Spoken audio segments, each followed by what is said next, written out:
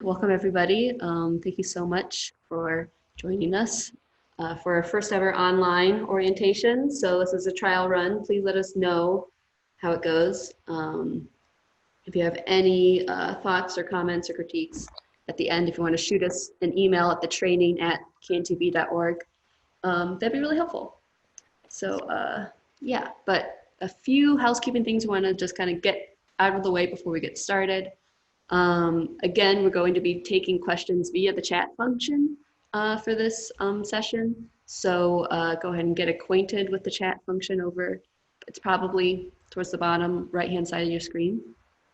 So yeah, we'll take care of any questions during or after the session. At the end of the session, Eric's going to give a tour of the studio, the large studio, so stick around for that. We're also going to ask to have proof that you guys have attended the orientation. I'm going to ask you guys to send us an email after the orientation ends, just with some basic information, just so we can prove that you guys attended.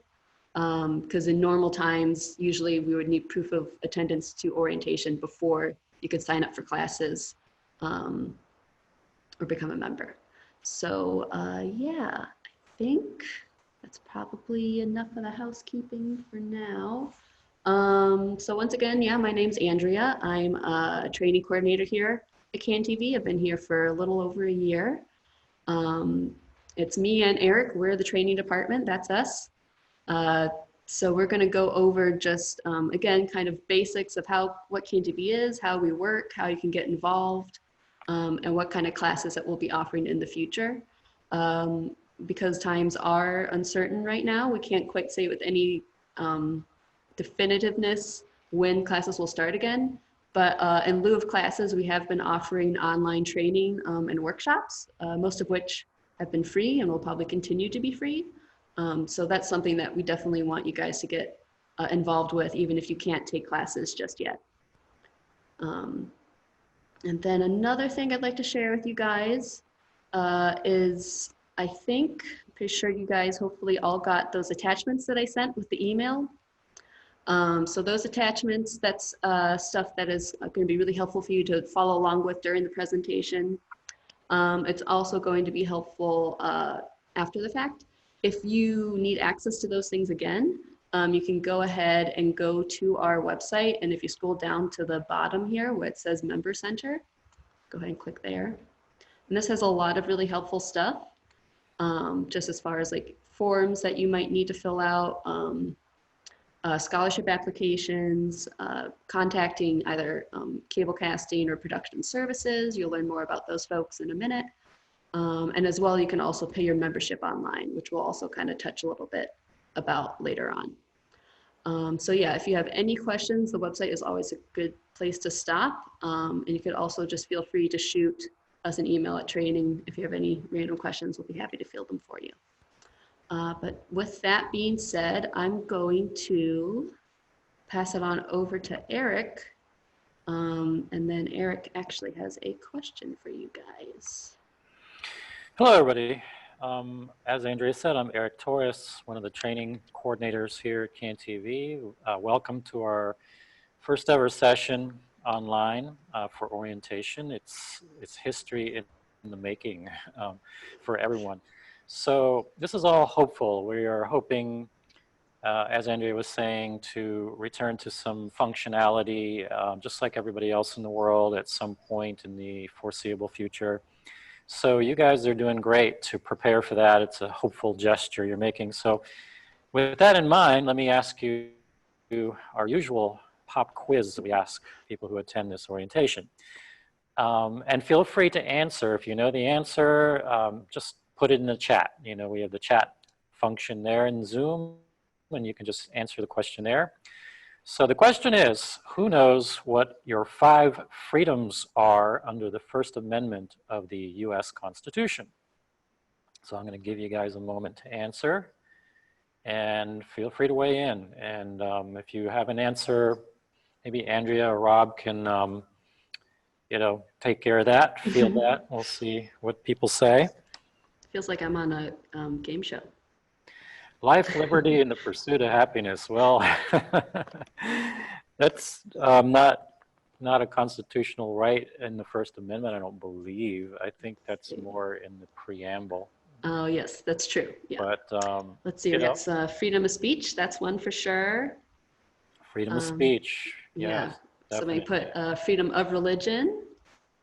Freedom of religion, yes, and we also want to make it clear that it's also freedom from religion. You know, religion used to be somewhat oppressive, the way that it was, and it continues to be in many parts of the world, the way that people might be forced to worship. And so we have the freedom to either express, to use whatever means we want to worship that we want to, or not if we don't want to. So that's definitely something we support. Freedom of the press, yes. Freedom of the press is an important one. The freedom of a free press that is a counter to abuses, potential abuses of our government. And freedom, there's one more that we haven't, Yeah. two more There's that we haven't. freedom of assembly. So I see that one. Okay, so freedom of assembly, we have the right to gather together. Well, right now, not so much. That's actually something that's up in the air right now that is being fought over. And I think, you know, as with all our other rights, yes, we have rights. We have some very important rights, but that doesn't give you, you know, total freedom. You can't go and shout fire in a movie theater is the classic example, which could cause chaos and death and who knows what. So there are certain practical limits. And so, yeah, you have to keep in mind during this time, obviously we don't want to gather tightly together at this point in time. And that's why we're here right now doing this online presentation. Yeah. So there is one more freedom. Have we heard the last one yet? Yes, we got it from Martha. Martha says, right to petition the government. Absolutely, yes. We have the right to redress our grievances with the government, which means you have the right to protest. And that can take many forms, obviously. Now, why do we ask you these things? Because that's what we're here for. That's what CAN-TV exists for. That's its main purpose, is to provide a platform for you to practice those freedoms, to express yourself freely, whatever your philosophy might be, your religion, obviously we mentioned, forms of artistic expression, your sexuality, your gender, you know, it could be a youth expression, it could be elderly, disabled. We have shows by the disabled here at CAN-TV, so we try to enable you to do that in a way that most other platforms do not. You know, the mainstream media doesn't typically allow you to do most of those things unless you have a lot of money. Then they'll listen. But here we don't care. We don't care about how much money or how little money you have. In essence, we mostly just want to hear you. We want to hear your voice. And so that's what we're all about at CAN-TV. That's great. That is true. That's what we're here, is to hear your voice, and to put a small stipulation on there, very basic stipulation. We want to hear the voices of those who are Chicago area residents and Chicago area residents only. So that is not the burbs, that is not Indiana, that is Chicago residents only. The one caveat we have for that is if you are affiliated with a nonprofit that is located in the Chicago limits. So if that's the case, then you're in the clear. But yes, just to be super clear about it, you can only air content, participate in classes, or use the facilities if you are a Chicago area resident. That's kind of our one big rule. We try to stick to it. So that being said, with Eric talking about the 5 freedoms and how we are here to be a platform for you to use those 5 freedoms as you wish, as you see fit. I think the next question we'd like to ask you guys is maybe, with that in mind, what do you think would happen if CAN-TV just kind of up and disappeared tomorrow? Like, close the doors for good, never opened again, all the channels shut down. What do you think that we would lose, maybe, if CAN-TV wasn't around? So if you want to go ahead and add that to the chat. I can think of a lot of things, but we would rather hear yes. you all.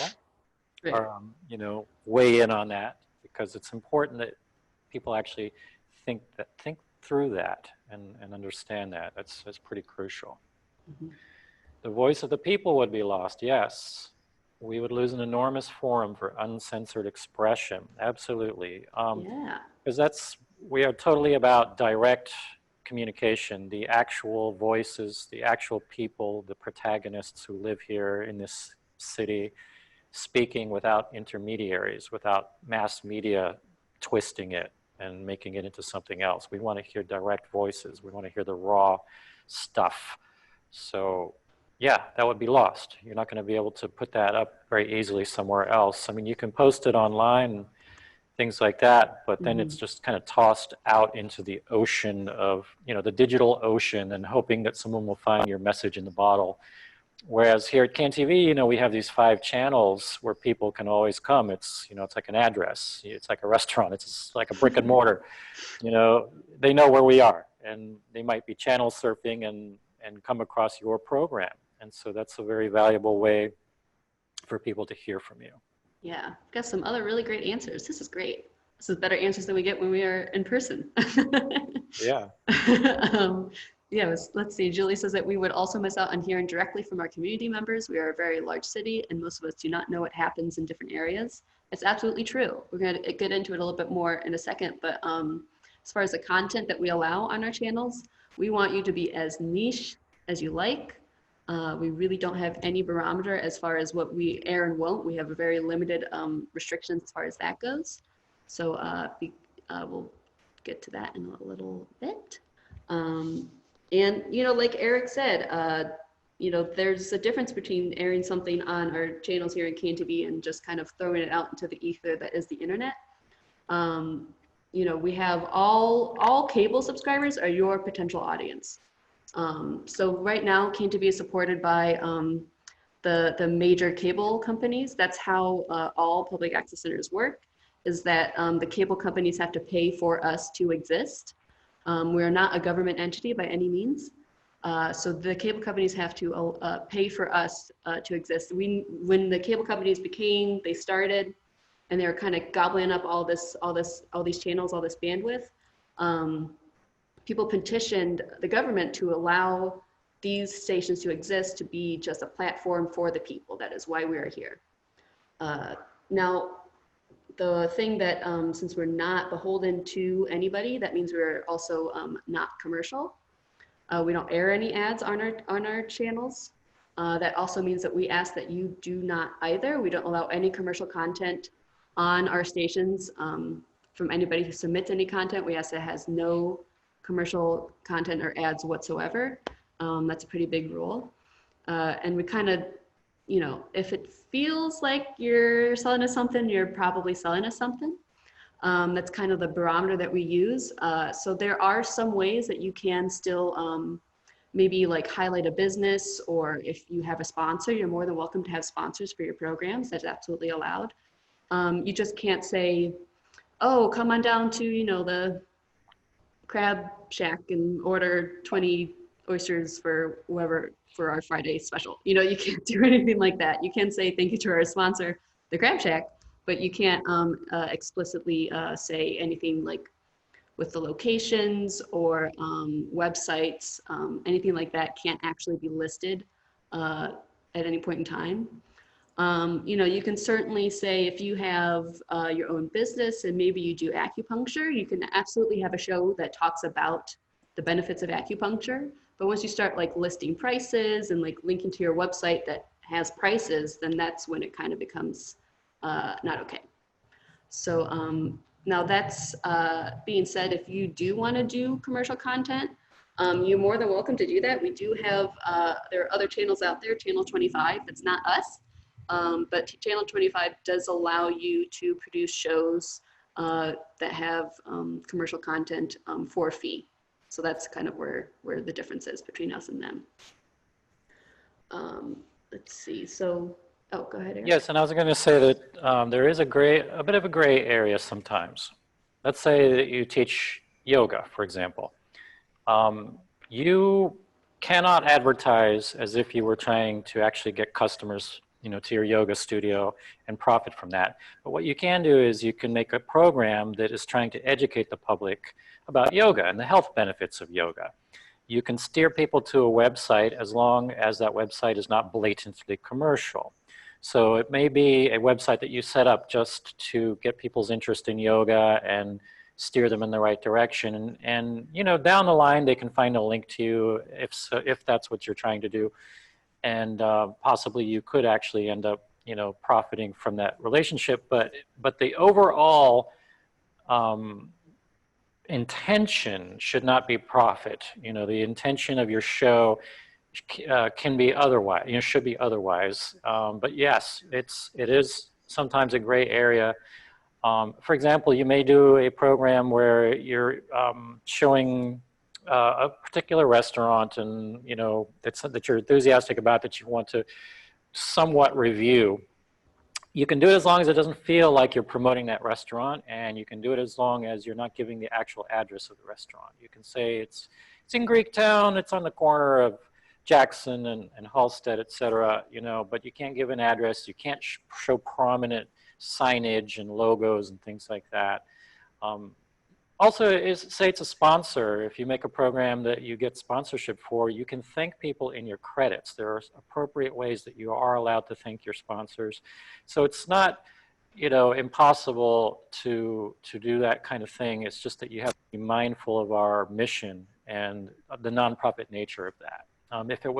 If we allowed profitable intentions and things like that, then our channels would end up looking like all of the other channels. You know, all the other channels are profit driven, they're commercial.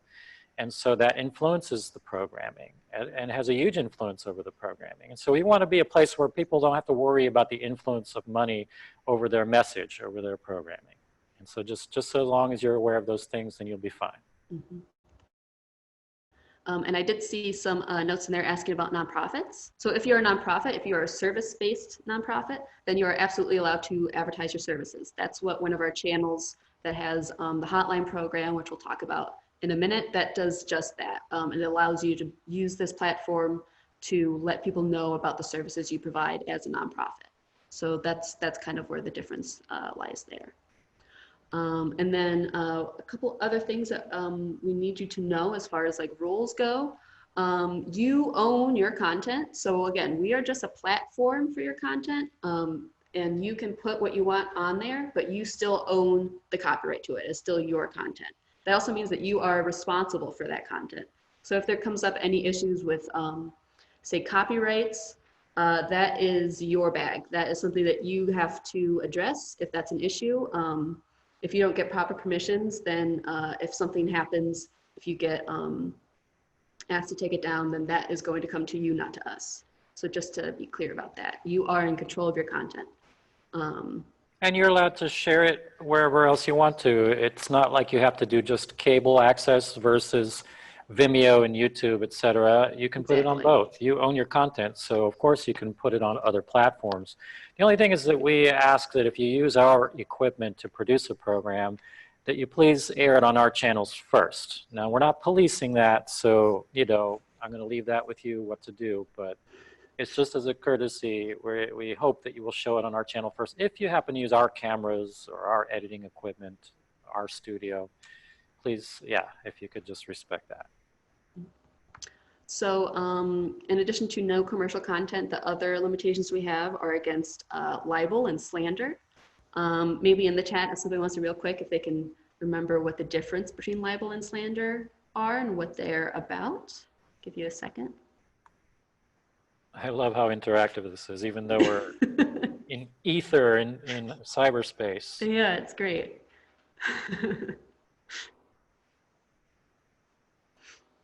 So you're talking about libel and slander here. What do those things mean?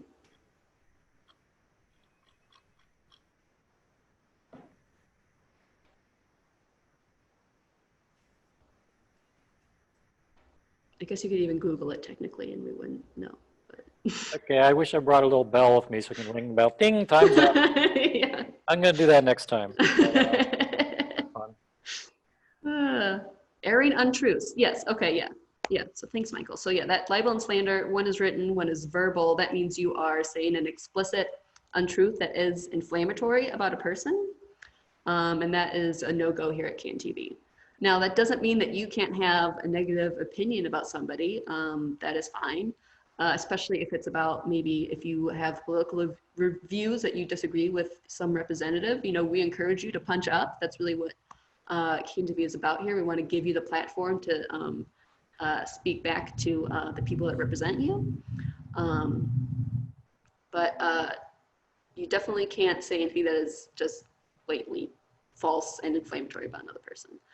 We also ask that you don't use KNTV as your own personal means of a vendetta against somebody. That's not what we're here for. Yes, so yeah, libel and slander, that means no untruths that are defamatory towards another person. And then the last thing that I want to cover as far as our no-goes, the last one is obscenity. So, so that's not to say that you can't have nudity or cursing in your programs. That is okay. It will air later for sure, but you can have that as long as it's, you know, part of the integrity of the piece. This is kind of another thing like commercial works, pornography, you know, when you see it. But as long as the whatever is occurring is necessary for the piece, then it's kosher, but it will most certainly air at a later time. So just keep that in mind. All right, so let's see what else. So also keep in mind that your stuff can be in a foreign language. Don't feel like you need to appeal to anybody beyond your very niche group. Being niche is nice here at KNTV. That's kind of what one of the benefits are of having things on our stations, that you can talk to as small of a group as you want. It could just be the people who live in your neighborhood. There is one producer here who's been a producer for, I think, probably upwards of 20 years. And he does his show just for the Haitian community in, I believe, Rogers Park. And that's what his show is for. It's for his people in his community in Rogers Park.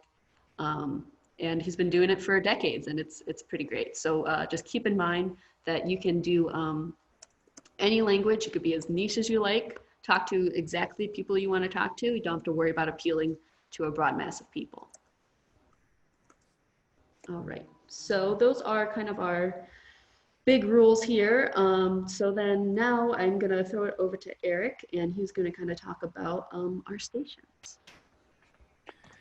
Well, I just wanted to give you guys a little history of KNTV to put it into a context. As Andrea said, it was established by activists, and this was back in the 80s. We weren't the first in the country to do it. It actually is a model that came from Canada and migrated to New York City and then kind of spread from there.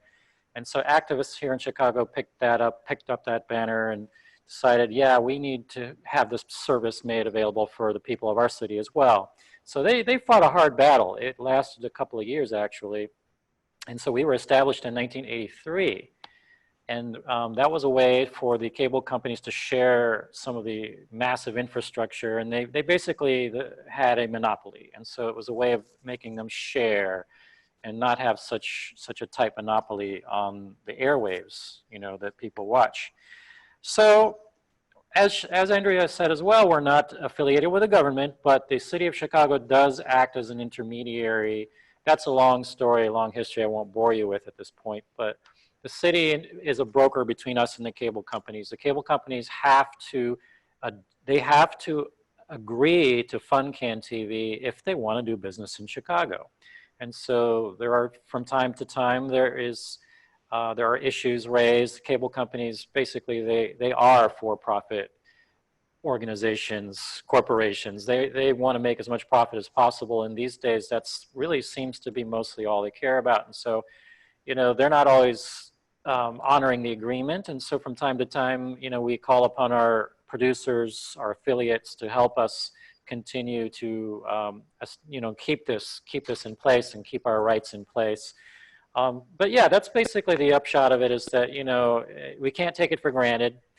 It's a service that you had to be fought for to be put into place to begin with, and may have to be fought for again, I'm sure, in the future. And so, you know, it's a rare resource.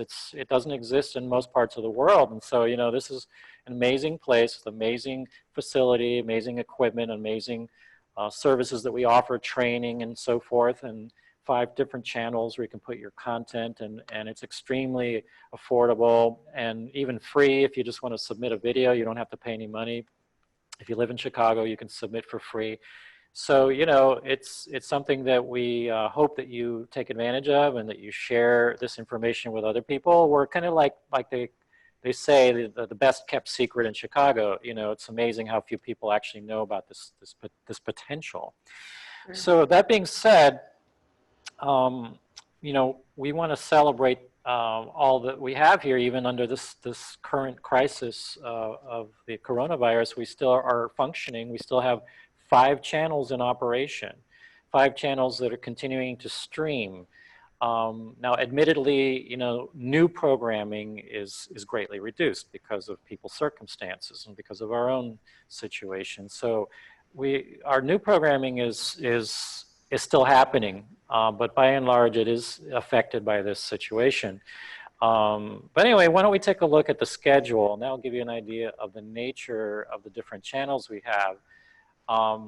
Also, I want to say, when you submit a program to CAN-TV, you are the first person really to help categorize that program and decide what channel it goes on. When you submit a video, you fill out a short form that says some basic things like who you are and what is this video about and how long does it last and things like that. And so one of the things you're going to do is you're going to choose a category, really. Like, is it educational?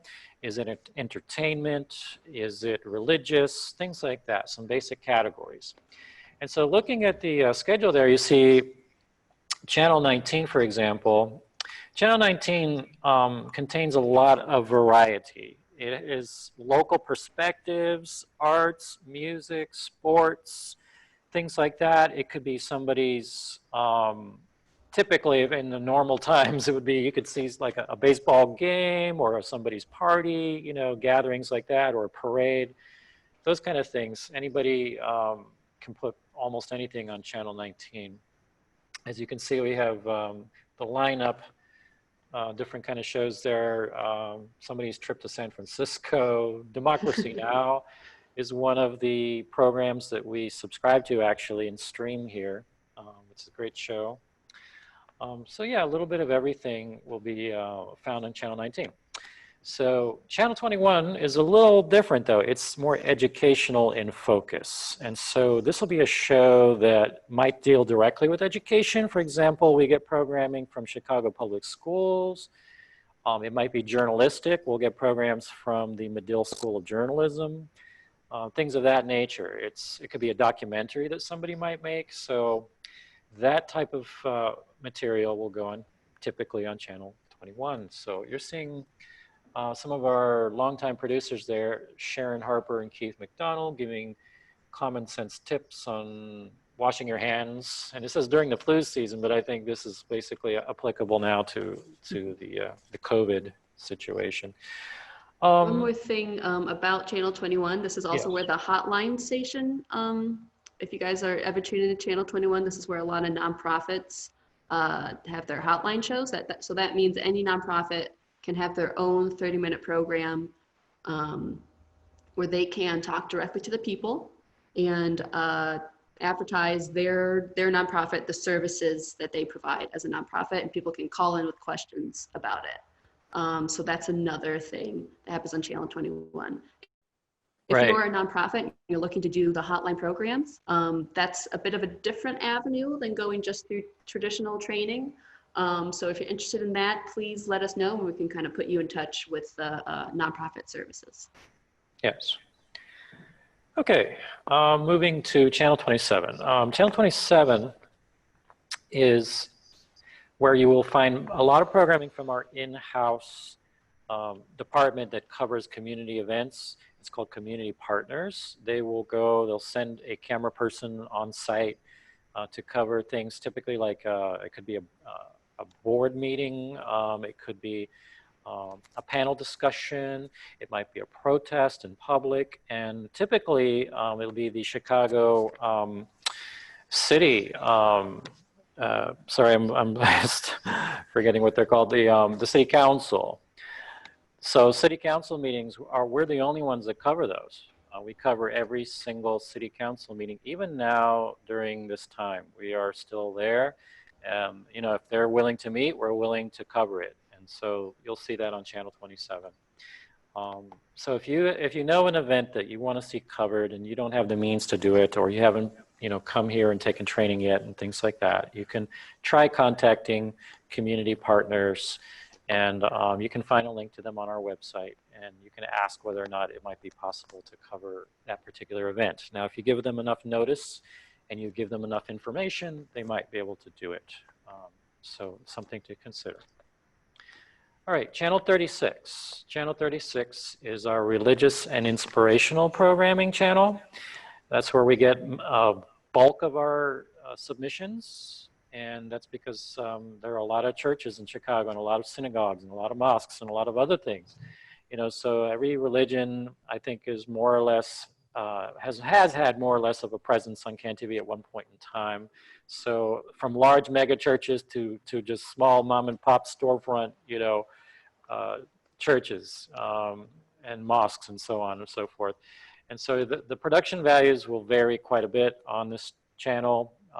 It can be very slick and high produced. It might be a mega church with a whole, permanent staff of camera people and thousands of dollars of equipment and very well produced.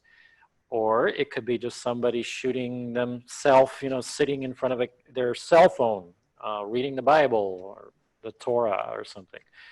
So that's the beauty of CAN-TV, is you can see a variety of things. And so the content is the most important thing here, the message, the content, much more important than whether or not you have all that equipment. But if you want that kind of look, of course, you can do it, because we have the training and we have the equipment, we have professional equipment. And so one way or the other, you will hopefully be able to make the program that you're thinking of making. All right, we have one more channel to talk about, and it would be channel 42, CAN-TV 42. CAN-TV 42 is considered a hyper-local news channel. It's designed for non-for-profit organizations to get their message out better. It's kind of an electronic bulletin board, so they can post events and they can post things about what their organization is about. People can get links to jobs, to health information, things of that nature. So it's an extremely useful kind of community bulletin board on channel 42.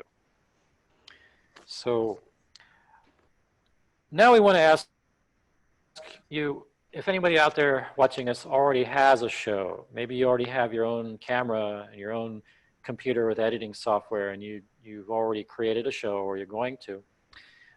If that's the case, maybe you don't need training from us. Maybe you don't need to use our equipment. And in that case, I mentioned earlier, you could just simply submit your program. So if you want to submit a program, what you would want to do is you have to get in touch with our program services department. You can get in touch with them by phone, or you can reach them with email. You can find those things on our website, who to contact. Mm-hmm. And so basically what you're going to do is you're going to set up a Google Drive account with them. They will tell you the specifics of that. And that's a place where you can upload your footage, upload your program. There will also be information there about the technical requirements. We do have certain technical requirements. It's all on the website. We're going to share documents as well with those of you that need that, documents that show you what those tech requirements are. Just in a nutshell, you should give us either an MPEG-2 or an MPEG-4 file, and it would be 720 interlaced video. And so that's the basics of it, but there are other specifics that you should be aware of. So before you submit a show, please take a look at those requirements before you actually submit it. And take the first step, which is contacting program services. Now, please be patient with them, because, since it is a special time that we're passing through right now, we are short on staff. Things are in gray mode. We're not able to handle things as we were before. So a large volume is not possible right now.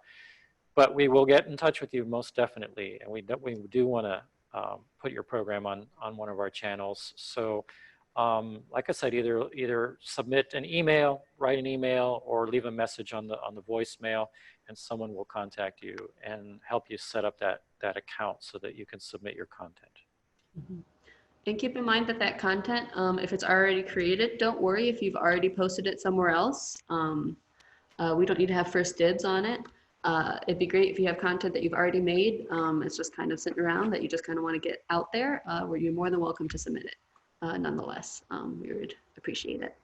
And also right now, we are encouraging people to definitely take advantage of the power of CAN-TV to try to tackle this situation that we're all in right now in your own way, in a positive way. And so we're actually encouraging people to submit videos that either tell a story about, you know, what your situation is or what you're going through or people that you know, or, you know, it could be a public service announcement. I know that you have probably noticed people walking around not being responsible, you know, not wearing a mask in public and not being careful and not keeping properly distant and so on and so forth. And the more people that speak out about that, the better. You know, the more, I'm not suggesting you necessarily shame people, but you know, whatever, this is all about freedom of expression and freedom of speech. So if you want to shame, go ahead and shame, but you know, just so long as the content is helpful, will help, you know, bring a positive result to your community. And this is a great platform to put it. And there are people sitting around with very little to do. There are definitely people who are out of work. They may still have cable channels and are still watching TV. And I think the more personal the message, the better, because yeah, I don't know about you all out there, but it just disgusts me to see people not taking it seriously. It affects everybody. It affects me. It affects other people I might come in contact with. So we're encouraging people to create their own videos. It can be done with a cell phone. Short videos are great. Short programs will get aired more often than long programs. They will be aired multiple times if it's a nice little short piece that, say it's a minute, 2 minutes, whatever, 5-minute piece. It will fill in a lot of gaps in our programming and be given multiple airings, especially if we like it. If we think it's a particularly, you know, effective video, then it's definitely going to be shown multiple times. Yeah. And also keep in mind that, yeah, we don't have any limits on the length of the videos. Obviously, yes, the shorter ones will get aired more often because it fills in those little gaps that we have in programming. But you're more than welcome to have longer videos. I guess at some point somebody did how long was that slow cooker video, Eric? I believe it was 6 hours. Yeah, somebody posted a 6-hour long slow cooker program. So we'll air it once, but we will air it. It'll just take us longer to find a spot where we can actually put it into the programming. Yeah. All right. So, okay, with that being said, so maybe you have videos already made, maybe you don't, maybe you are making videos but you want to make them better. Then that means come on down over to the training department and we can help you get better at it. All right. So, couple things about getting involved with the training department and with CAN-TV. First things first, you need to attend an orientation. So congrats, you did it, you're halfway there. And if you need to get some training, let's go ahead and talk about some of the classes that are offered here. So the first class that we usually offer here at CAN-TV is studio production. This is by far our most popular class, most definitely. It also usually has a waiting list, as it does right now. So for studio production, right now, oh, whoops, hold on. Studio production, we're going to be kind of slowly opening back up CAN-TV, kind of ad hoc, piece by piece, so back to the public. So we don't quite know when exactly classes will start again. We can't have a definitive answer, but chances are studio production will probably be one of the last classes that we offer again, just because it requires such a large number of students to run. But I'll just go ahead and talk about it, how it typically runs. So the studio production class, again, is our most popular class by far. It's definitely one of the most fun classes, in my opinion, to both teach and be in. The studio class, what it does is it goes through every single role and position of operating a studio program. So that means you're learning each and every single crew position. So you're learning how to direct, how to run a camera, how to run the switcher, how to do audio, how to do lighting, how to be on camera. It's important that you also know what it's like to be a talent, even if you're not planning to be a talent. So the studio production class goes through each one of those. They are long days. The studio class runs for 4 weeks, and in those 4 weeks, it's 6-hour sessions each. Typically, they get run on Saturdays from noon to 6. So that's how that class goes. And we try to have an hour-long lunch for you guys during that. And again, you're just kind of going through every single position, doing everything. It is all hands on deck all the time. So you do have to be ready to kind of get up on ladders. You're adjusting lights, you're moving cameras, you're moving sets. It really is an active role. Active participation is necessary. And that just makes it all the more fun. You will learn very soon, very quickly in the studio production class that you cannot do a studio show by yourself. That is not how it works. Studio programs will always require at least a skeleton crew of 2 to 3 people. Even if you're doing the most bare bones interview between 2 persons, you're gonna need at least a couple people to help you out. That being said, you will be able to, and hopefully when you're taking the class, you will be meeting other people who probably want to get more experience on crewing on a TV show, and are the people who need help with other people crewing on theirs. So that's kind of the community that we try to build here at KNTV. We want you to help each other out. We really want kind of a give and take situation. You know, if you scratch my back, I'll scratch yours. That's kind of a situation that we love to see here at KNTV. So you will get that both from your classmates, but then also we will make available from production services, another department here at KNTV. They're in charge of reserving all the equipment and using all the facilities here. They have a list of all the people who are studio certified. You can opt in to be on that list. And that's a list that people can contact you if they want somebody or need somebody to crew on their show. If you want access to that list, you have to be willing to be on the list. So if you do that, just keep in mind that you have to make yourself available. Also keep in mind that when you are doing a studio program and you have multiple people helping you out, you shouldn't feel the need to pay them. That's not kind of what we want to facilitate here at KNTV. We want this to be, again, mutually beneficial for people. But it would be nice if you maybe kind of made it an enjoyable experience. That means you offer snacks for people. Maybe you kind of give them an opportunity to kind of learn something new. That's kind of where people are going to actually want to get involved with you in your production. So a few other things about this studio production class. Like I said, it runs 4 weeks. We run it typically bi-monthly. So every other month we would run this class on Saturdays. This is also our most expensive class. It is $200 for this class. And at the end of this class, at the end of the 4 weeks, you'd be certified to rent out the studio. I think up to twice a month, I believe, is how often you can rent this. You can book the studio time. And when you book studio time, you get it for 3 hours, 3-hour sessions. So that is a very hard in, hard out. You cannot lollygag in those 3 hours. You have 3 hours to set up your show, shoot your show, and tear down your show, and then take the files, the recorded files with you. So it is a bit of a crunch, but it's kind of a fun crunch. Eric, am I missing anything there? Do you think that was good? Well, that's what we usually tell people, but Yes. you know, since these are extraordinary times, we are probably going to have to modify the format of the way that we teach this class so that it's safe for people to actually come and, you know, use this facility.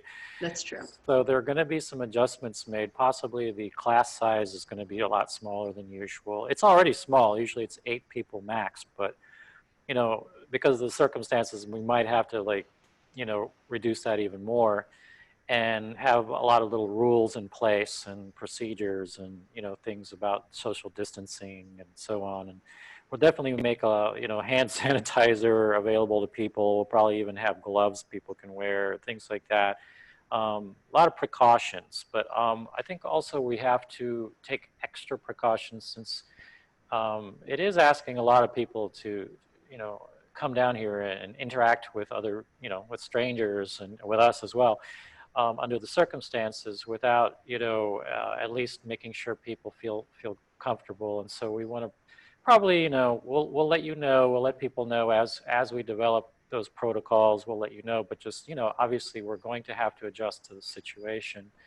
And that may involve also either shortening the duration of how long these sessions go, or, you know, whatever it takes, but to make it possible for somebody to come down here and, you know, learn how to use this place and actually make a show. It's just that it's going to probably be an adjustment, just so people know, you know. Yes, absolutely. So yeah, so stay tuned for kind of how things run with that. But do keep in mind that if you are interested in this class, please let us know. And then we could keep you on the list. And once we start kind of gearing things up and getting ready, then we'll be able to keep you as informed as possible. Yeah, I have a feeling that the way some shows are done are going to be simplified, you know, with skeleton crews as opposed to big, you know, big productions. For example, right now I'm speaking to you from our studio here at CanTV, and I set it all up myself. And I mean, there are other people involved with this streaming, but the actual setup I had to do by myself. And it's just this one camera shot, which is actually coming through my phone for those of you that are curious, you know. So again, that shows you the legitimacy of using cell phones as a, you know, a way to make your content. Yeah, for sure. All right, so then the next class that I want to share with you guys is field production. Field production, this class is a really great beginner class. If you're just kind of trying to get more acquainted with producing video content, maybe you don't really have any experience whatsoever, this is a great place to start. The field production class, this is what this class teaches you how to do every single step of going out into the world, taking a camera out into the world, shooting something, and taking it back. So that's what it means by being out in the field. It's different from studio production. The benefit of studio production is that you are in a controlled area. You're in a studio that has fixed lights, fixed cameras. You know, you have control over the environment. When you're shooting something for field production, you're in an uncontrolled environment. So that means you have to do a lot of work to make it something viable looking and sounding. So in the field production class, you'll learn about the basic 3 stages of production. That's pre-production, production, and post-production. Field production focuses mainly on the production aspect. So that means how to use a camera, how to set up a tripod, what is 3-point lighting, how do you do it, what microphones are the best choices for each scenario, and how do you get good sound.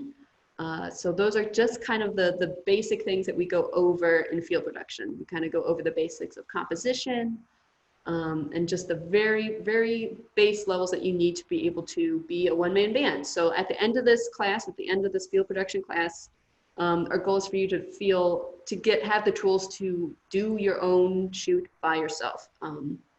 That is one of the benefits of field production, is that you can be a one-man crew. You don't have to be, though. You can most certainly get help from others. This class runs 3 weeks in a row. It's usually in the evening, so that means it might be like 3 Wednesdays in a row, 3 Thursdays, and it almost always runs from 5:30 to 8:30 p.m. And this class is also our least expensive class at $75. Keep in mind, for all of these classes, if you do choose to sign up for this class, you do have to be in every single class for the entirety of the time. You can't skip the first day just because you think you kind of know what's going on. If you can't make it to any of these classes, then we ask you to not sign up for the class. We do have exceptions for, you know, very extreme circumstances, but by and large, you have to attend every class in entirety in order to be certified in each one of these fields. All right, so that's field production. And I also want to keep in mind, we're showing you how to do field production with our cameras, with our tripods, with our lights, with our microphones. That doesn't mean that the information that you learn won't be usable for your camera, even if it is your cell phone. You will still be using tools that will transfer to whatever you end up using. So this class is really great for if you're just kind of looking to get better at being a general camera person. This class is great for that too. All right, the next class we're going to talk about is editing. So the editing class, this class is also 3 weeks long, just like the field production class. It also runs in the evenings, 5:30 to 8:30. This class is all about post-production. So that's what are you going to do with the stuff you just shot. So no matter what you do, you're more than likely going to have to do some amount of editing. So that means you're going to have to do some amount of assembly of all the things that you gathered, all the footage that you gathered. You're going to have to do some amount of assembly on the back end in order to make it a watchable piece. So that's what this editing class is all about. We teach you all the basics of post-production on the program that we use, which is Adobe Premiere Elements. So if some of you are out there are familiar at all with editing programs or be familiar with Premiere even, this is Adobe Premiere Elements. So this is kind of like a baby brother version of Premiere. That being said, again, just like with the field production class, all of the concepts, all the ideas, all the tools that you learn in this editing class is going to be applicable to whatever editing program you might end up using. So you might kind of maybe end up leveling up after a while, or just maybe doing some lateral move to some other program. There's a lot of editing programs out there. There's a lot of free editing programs out there. But this class is definitely beneficial if you just want to learn the base concepts and ideas that go behind doing post-production. And as well as we kind of get you geared up to make sure that when you do submit your show to CANtv, that it is following all of our submission guidelines, once again. So yeah, so Adobe Premiere Elements, it's a good program. It's a good place to start. And whatever you use will definitely transfer to whatever program you might end up using if it's different. This class is again 3 weeks long. And it is $100, and there is a max of 4 people in this class. So it's a pretty, tight group. So you will get a lot of individualized attention in this editing class. We also ask in this editing class, though the class is 3 weeks long, there is a homework session that we ask you to take part in between week 2 and 3. So we ask you to come in for 2 hours to work on your final project, which is a 1-page scene that the field production class shoots on their last day. They shoot a 1-page scene on their last day. And then your job in the editing class is to edit that piece together. And that's what the final project is for the editing class. Chances are that the editing class will probably be one of the classes that we start up again first, because it requires, only you and 1 laptop that we'll give available to you, and it's only 4 people. So chances are this class will probably end up being offered sooner rather than later.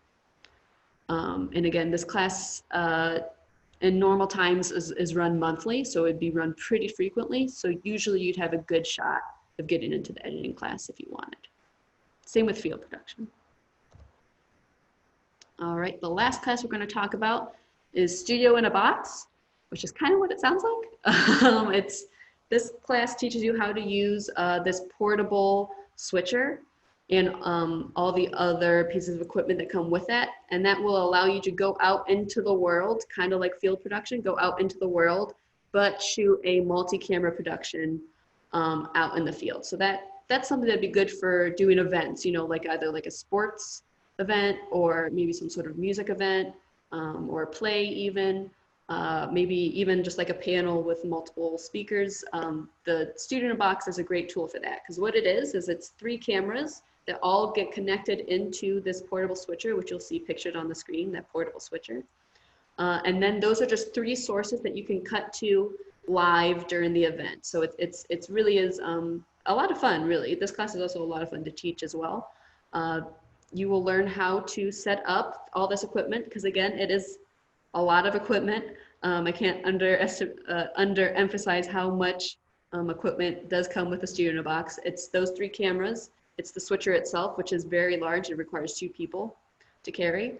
And then we have a sound mixer, and then the actual recording device where all the footage is actually recorded onto. So you will learn how to set all that up.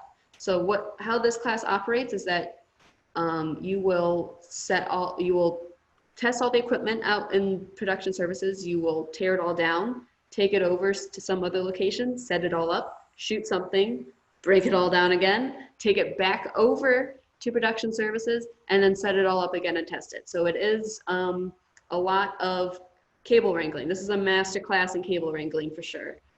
So this class is just kind of like the studio class. It is all hands-on. You do have to be doing quite a bit of moving around and working to make this class worth it. And this class is run for 3 weeks, and it's run, we run it as needed. That's how we do it, because there's not a whole lot of interest in this class. It also, I wouldn't suggest this is the first class you take, unless you really have a lot of production experience already. Studio in a Box is definitely more of an advanced class that we would suggest people take maybe after they take 1 to 2 other classes. And again, it's run as needed, and it's run for 3 weeks, and it's usually 6 hours days. So usually we go from like noon to 6 on weekdays. That's kind of how it's gone before, but we're definitely open to kind of being a little bit more broad with how we run this class, definitely in the future for sure.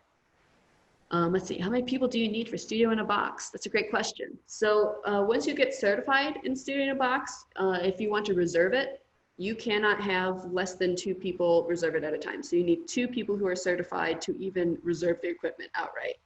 And I would say you probably want at least 3 or 4 people to help run it for you. So that's somebody running the switcher, having at least 1 person on at least 1 of the cameras, somebody running audio, and maybe whoever's running the switcher can also direct.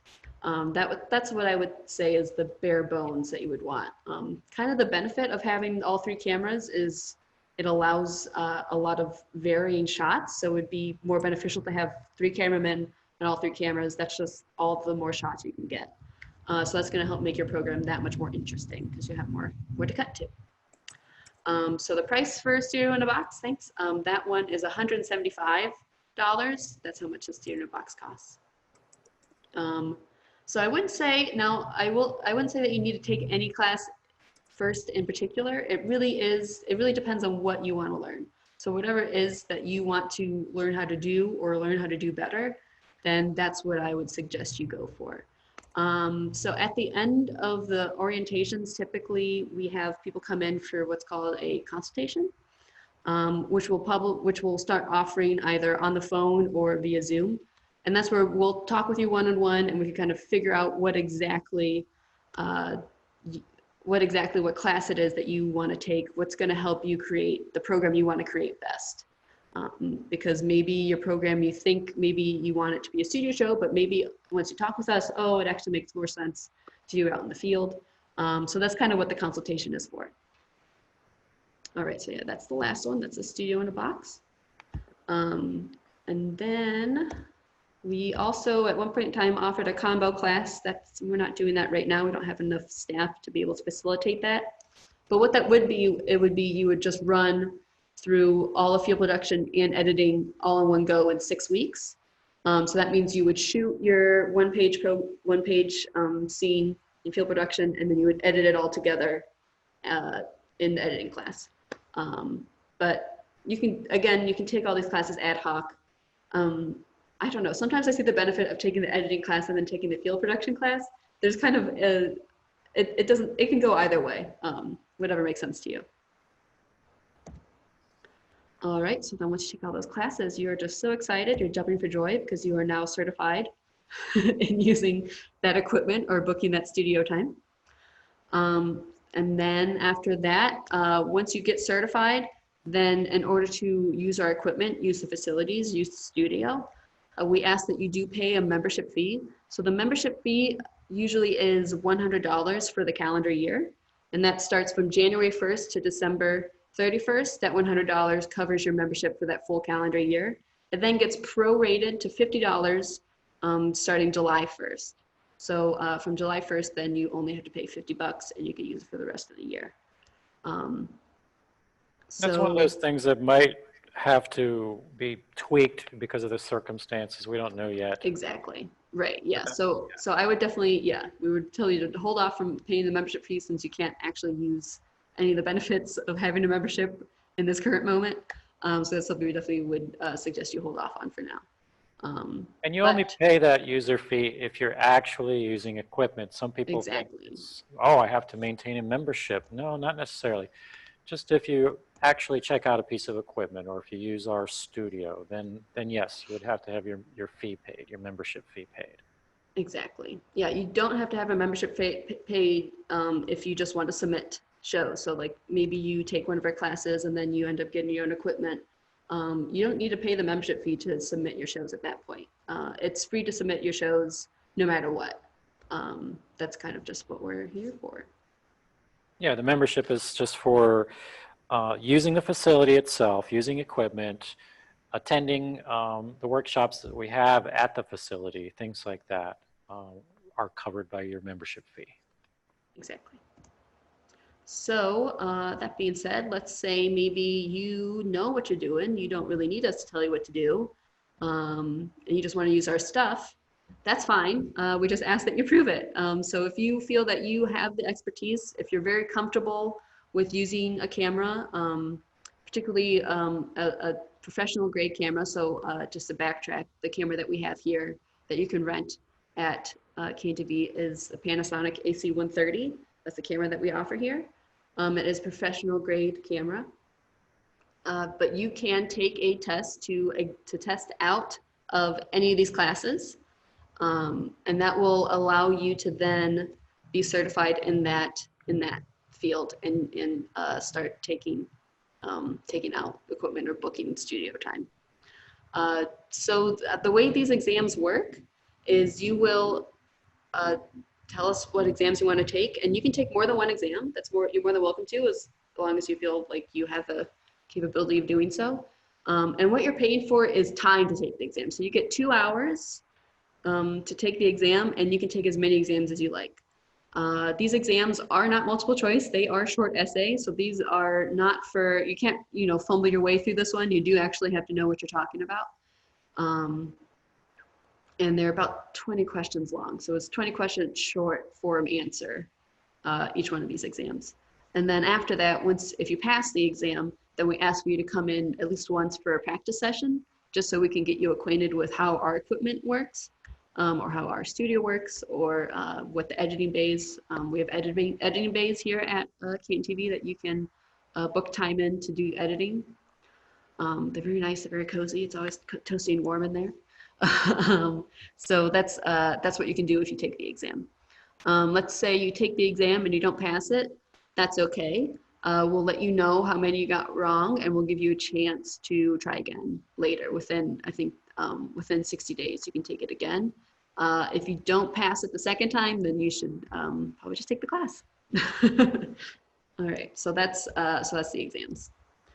And then once you do that, then your content can then again air on one of our channels. All right, so that is it for us here at the training department. So your next step will be to sign up for a consultation. So that means we'll ask you to actually send us an email here at training@KNTV. We don't have, the phone lines are not regularly staffed here at this point in time. So we would suggest that you actually just contact us through training@kntv.org. And we can set up a one-on-one consultation with you and just kind of talk about what your goals are, what exactly you want to make, and we kind of figure out what the best step is for you next.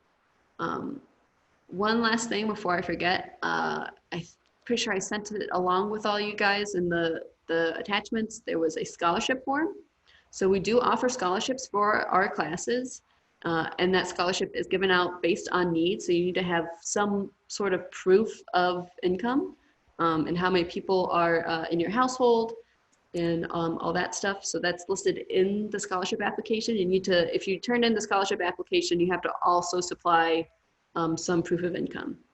And what the scholarship goes towards is the cost of one class, one time, and that's it.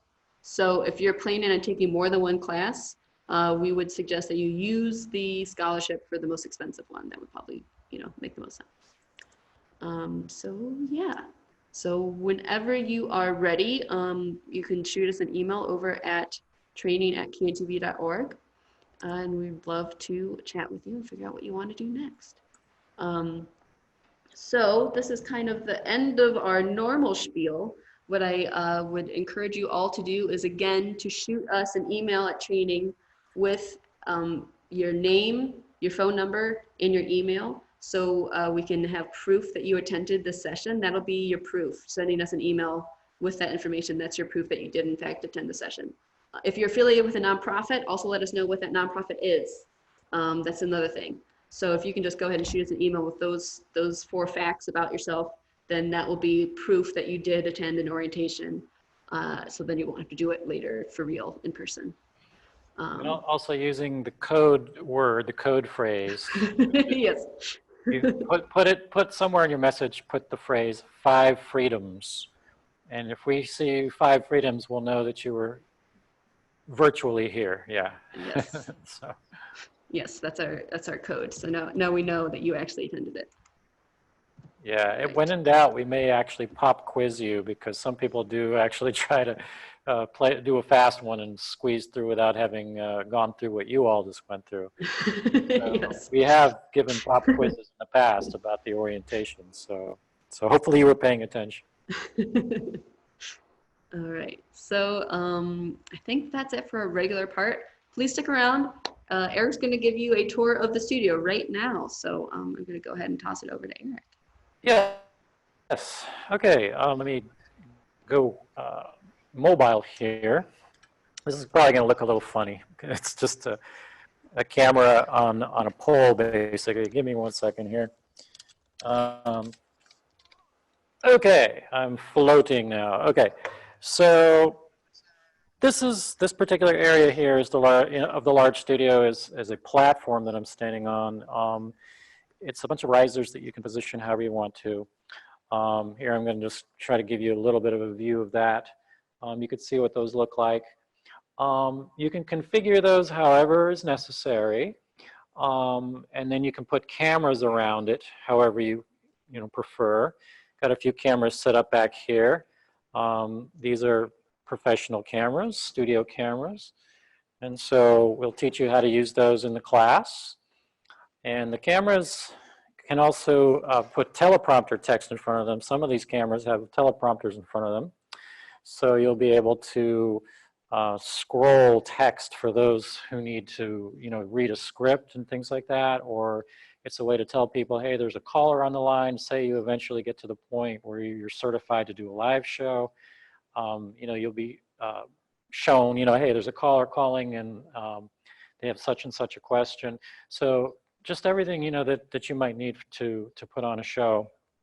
Now in the back, you can't see it because the curtains are covering, but there's a doorway back there that it leads to an equipment room where there's a lot of furniture, and it's just basic furniture. So if you need chairs and tables, things like that, we do have some basic things, fake trees, flowers and such. But of course, we do encourage you to bring your own to make your show look unique, instead of just looking like everybody else's show. The studio is also modern in the fact that it has LED lighting. So those lights that you see up there, it's hard to see, especially with the glare, but they're very nice LED lights, and we'll show you how to adjust those. And so the studio class is a very hands-on, active class. So you're going to be getting up on ladders. There's a ladder back here behind me over here. You're going to be going up the ladder and adjusting a light and putting a gel in front of it. I have a gel in front of that light right now. So there's a lot that you're going to learn as far as what you need to do for studio lighting. So 3-point lighting and some creative, things that you're going to add to that. So let me take you to the back. See what we can see back here. It's actually pretty dark right now, so let me throw on some light.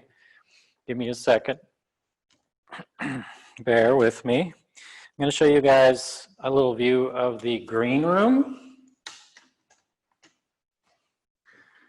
Okay, so the green room is a space for people to prepare for a show, if they need to do makeup or rehearse a musical instrument before a program. They've got this private room where they can do that. And there's also extra lights and things like that you can see. It's nice. And I'm going to throw on a little more light because it is, I'm sure, hard for you to see all this. I've got the studio all set up right now for this orientation, so I didn't want it to look bland, so I didn't throw on all the lights, but I'm going to turn on some light right now. You'll get a better look. There we go. So here's the studio. We have 4 cameras on the floor on professional pedestals. And overhead, I think this is going to be hard to see, but there are some cameras up in the air as well. They're kind of remote controlled. You can use a joystick to control those. So there's one in that corner and there's one in the far corner. There's also a lot of support for audio. We've got studio quality speakers in here. So if you bring a band eventually when that's possible, your band is going to have all kinds of hookup equipment. As you can see, there's all kinds of audio hookups for digital audio. So a lot of good stuff, a lot of good toys to play with. Okay, so now we're going to take a quick look at the control room, and that'll be the end of the tour. So follow me. Okay, so this is the control room, and those who take the class will learn how to use everything that's in here. So you're going to learn how to make graphics. There's some software for that here. You're going to learn to use the teleprompter. All this equipment is not that difficult to learn, really. The lighting board, you know, it's professional stuff, and so it has great capabilities that we're not going to teach because these are basic classes. They're crash courses, so that's why we have more advanced workshops and things after taking classes. But as you can see, there's a lot of stuff in here for shading your cameras, for routing your signals, for switching from camera to camera, for integrating your graphics, things like that. There are a lot of different bells and whistles in here. So it gets hectic. It's very intense sometimes, but a show can be simple or it can be a lot more complicating, depending on how many people, how many actors or panelists, or, you know, depending on how many crew members you manage to acquire. There are quite a few things to learn in here, and so that's why it's a 4-week class. It's pretty intense. There's a lot to cover, a lot to teach. That's why the days are long. They tend to be, let's see, what is it, 12 noon? No, I'm sorry. You know, it's been a while since we've been open, so I'm forgetting what hours we usually do this. But yeah, Andrea, what were operating hours? I always have to think about it backwards. I think noon to 3 is the first session, 3 to 5, and then 5 to 8. That's the weekdays. Yeah, those are the time slots that people use the studio. But the classes, yeah, they're long sessions, and that's because there's so much to cover. But yeah, I think that's about it for the tour of the studio. So yeah, the studio class is a fun time. It's just that it's hard work, and you have to be willing to do it. You can't be lazy in the studio class. It is a lot of work, and there's some homework involved between classes. And so we ask you to, for example, prepare questions for a host to ask a guest. We ask you to bring in a poem to read. Of course, everybody that's in the class is also going to be taking turns sitting in front of the camera, you know, seeing what that feels like and reciting that poem or a public service announcement, things like that. We produce all these little mini shows, and sometimes we'll actually air them if they come out nicely. So it's great.